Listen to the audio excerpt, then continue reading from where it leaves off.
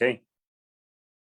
Happy Labor Day. While we are talking about anxiety and depression, the continuing of our series, how ice therapy, when combined with breath work, can help alleviate that.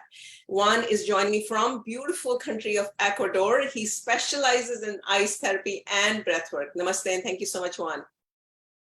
Hi, Amita. Thank you so much for having me here also. Great. So let's just understand, I want to talk about research first, right? So breath work, we know there's a lot of research out there, but when you combine breath work with ice therapy, what does it do to someone's brain who is suffering from anxiety or depression? Well, yeah, basically what the breath work does is we go into this state of oxygenating the brain and giving it blood and getting to have a more clear perspective, right, with the breath work. And there's a lot of studies, that you said, and a lot of research on it. But the breath work, what does is help you clear your mind and become more aware of what is going on, right? And then once we do this with the breath work, we help our body and our mind to focus, basically. And as you know, anxiety and depression, they come when you are on a state of uncontrol, and you can't control your mind. You can't control your focus. No, you cannot control your breathing, so then you can't modulate how your brain waves work. So basically, when we do the breath work, we help our body or mind become more aware, and we become more in the moment, right? We come into the moment, and this helps us to transcend the stress and the pain that comes with the anxiety and depression. And then when we bring this to the ice bath, when we do the ice therapy, the cold therapy, basically to treat the anxiety and the depression state, once we do the breathing, we go into this state of stress. Like, the cold is the main activator of epinephrine and norepinephrine, which are the fundamental hormones of adrenaline, right? So when we experience the cold, what the body does is it gets you to experience 300% of increase in adrenaline, since cold is the main activator of adrenaline, and that simulates what our body and our mind is going to perceive under an anxiety or a panic attack, and under when we go into a deep depression, which is also not being aware of the stress levels in our body. So that's when we are on the cold, we experience this, and we transfer that energy into our breathing and our focus, and that helps us maintain focus and calm. Besides this, once we get over the adrenaline and anxiety, like the top of the wall, let's say, in our brain, what we do and our body does is, if we maintain calm and breathing, then we go into a deep state of calmness, relaxation, and control. And this helps us to build strength in our minds and also resilience. After this, biochemically, what our brain does is it segregates serotonin and a lot of hormones, like the happy hormones, as they call it. And we do this 3 hours after the ice bath, right? So once we do this, we can actually go into the state of happiness, a strength, and this helps us to maintain that calmness. And biochemically, this is rearranging our brains and our body. So basically, that's the that's a little bit of the science behind the breathwork and the ice bath for the anxiety and depression. I think that's fascinating. So what I'm trying to understand is, when a client comes to you, you do some, is it like the same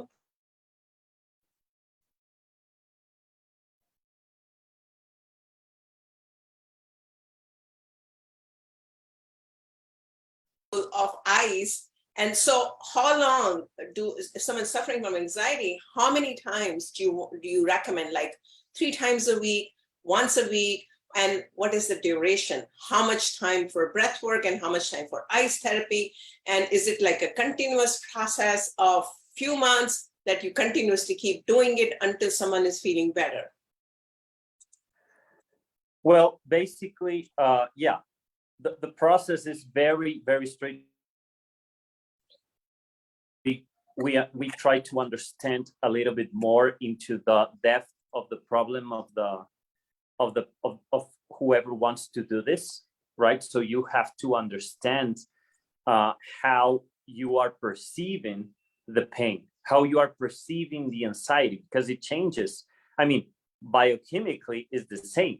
You produce the same hormones as if your body is dying, right? It's like your body experienced the survival mechanism either way, you know, but each person perceives different how this is going to go. So first of all, we do that.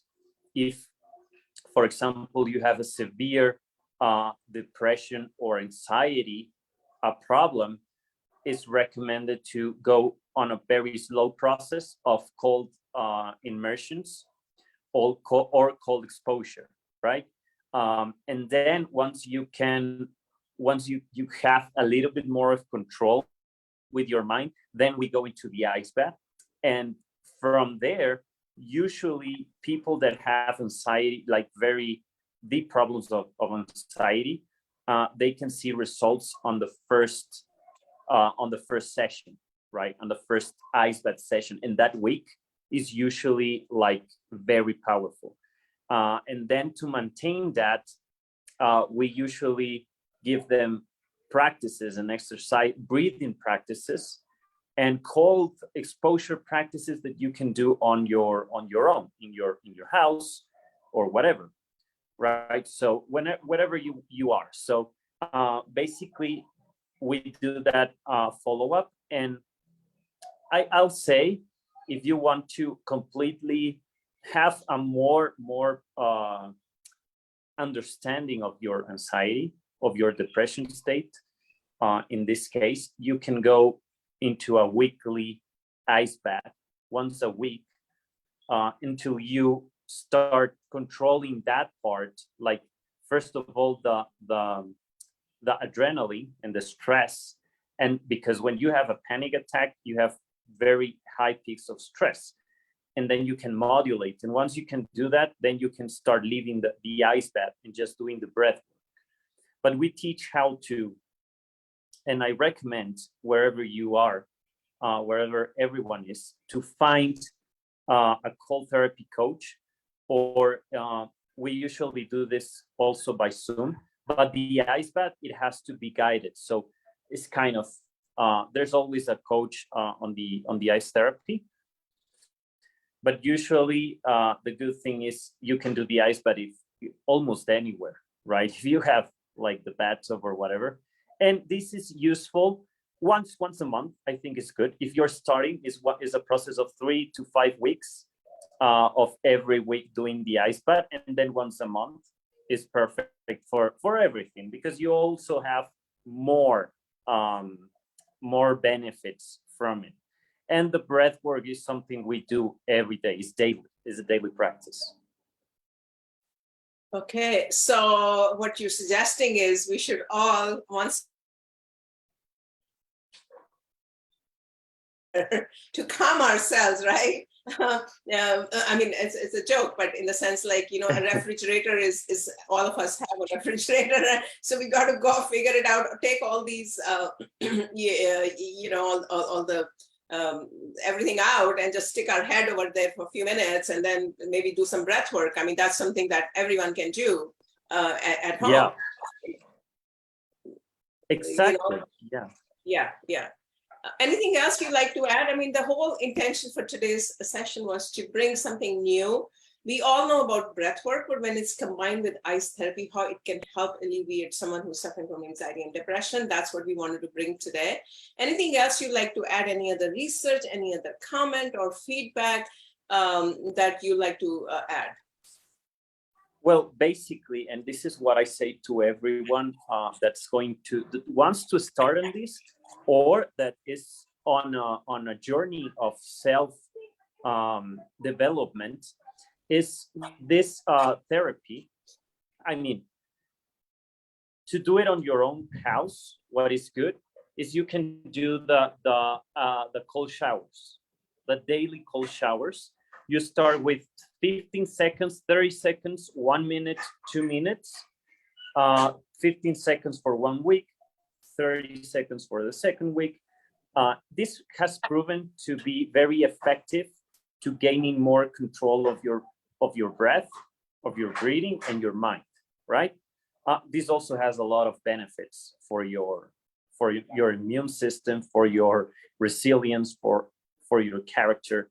And then once you build this practice, you continue with this practice. And then obviously the breath work is something we do more in workshops, and we go more into the breath work. But having a very steady breath while you do the cold therapy, the cold exposure on the showers, that's going to bring you a lot of benefits, and that's going to center you more. And then after that, you can go further into the ice bath. But basically, that's the main thing, right? And you can do the cold showers everywhere. If you are in a very hot place, it's harder, but yeah, you can put some ice on the on the shower, and that's it. Also, you can put some ice in a bowl and put your hands in it and just experience that with the breath. And that's very helpful. That's something is going to center you, and you can come back to the present moment and get calm. Okay, well, thank you so much for joining us. I think this is something really simple all of us can do. Get a bowl of ice or a bag of ice, put it in a big bowl. Experiencing some kind of a cold sensation that's transmitting from our hands or from our feet, and at the same time practicing breath work, right? Like you were suggesting, and that anyone can do anywhere in the world for that matter. Anyone, anywhere. Yeah, exactly. Yes. Well, thank you so much, Juan, for educating us on benefits of ice therapy. Really appreciate you coming. To all the viewers, we are launching a lot of programs specifically focused on women. And I know a lot of women at their different stages of their life suffer from anxiety and depression, whether it's a premenstrual syndrome or later on in their menopause, or even after pregnancy, postnatal. So these kind of tactics can be very, very useful for you. So that's what we wanted to show today.